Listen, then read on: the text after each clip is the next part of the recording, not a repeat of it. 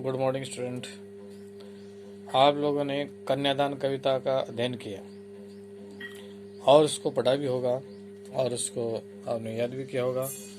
तो कन्यादान कविता है वो पद्य भाग का लास्ट पार्ट है। और अब आज मैं आपको इसके थोड़े प्रश्न उत्तरों के बारे में बता देता हूँ, फिर हम अगला भाग पढ़ेंगे, क्योंकि पद्य भाग अपना पूरा हो गया, कविताओं वाले पार्ट पूरे हो गए। अब गद्य भाग की है वो गद्य भाग कल से पढ़ेंगे। आज इसके प्रश्न उत्तर और देख लो। प्रामाणिक प्रामाणिक प्रमाणों से सिद्ध, सयानी बड़ी या सयानी, आभास एहसास, बांचना पढ़ना, ब्रह्मन धोखा, लयबद्ध सुरताल, रीजना मन ही मन प्रसन्न होना, आभूषण गहना, शाब्दिक शब्दों का, शाब्दिक शब्द प्लस एक प्रत्यय में है। प्रश्न है, कवि ने अंतिम पूंजी किसे बताया? तो ये तो अपन पढ़ चुके। तो अंतिम पूंजी लड़की को बताया गया। दुख बांचना किसे नहीं आता है?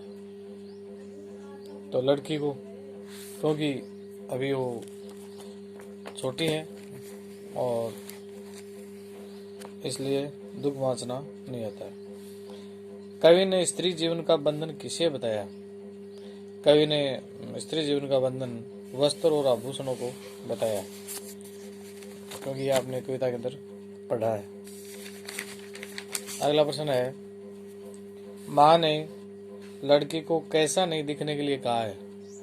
माँ ने लड़की को लड़की जैसा नहीं दिखने के लिए कहा है, यानी लड़की जैसा ही मत दिखना, ऐसा कहा है। अपने चेहरे पर मत रीझना का क्या तात्पर्य है?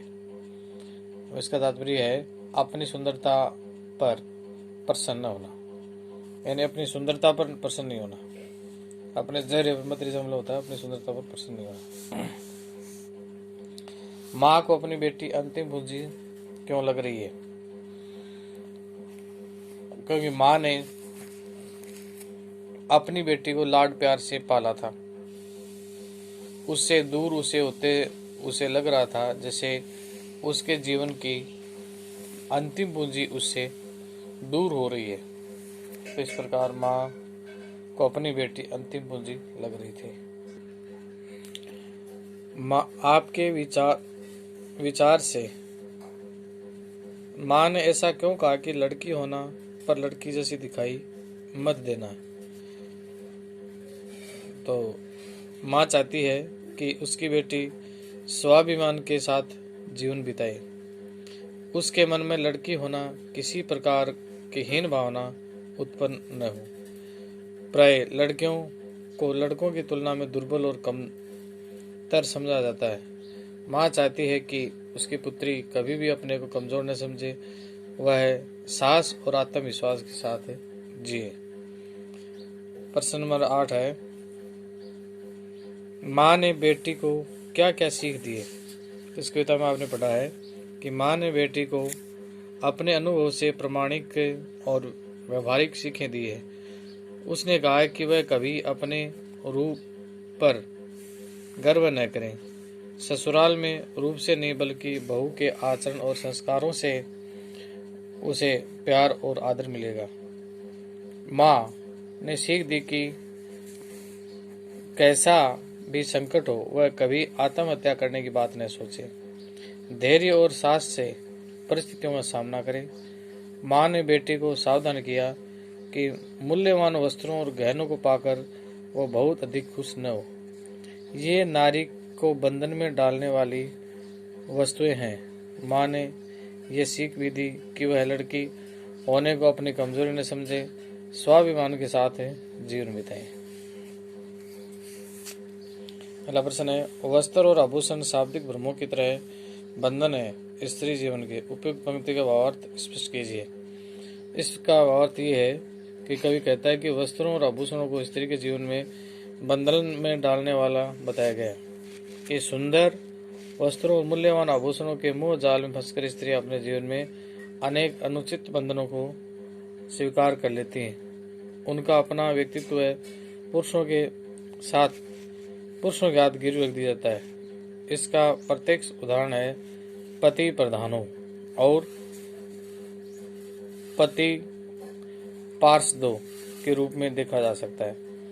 वस्त्र और आभूषण स्त्री को भ्रमित करने वाले मोह शब्द मात्र हैं। उनका स्त्री के जीवन में कोई विशेष नहीं होना चाहिए। कन्यादान कविता ने माँ की मूल चिंता क्या है? कन्यादान कविता में माँ की मूल चिंता क्या है?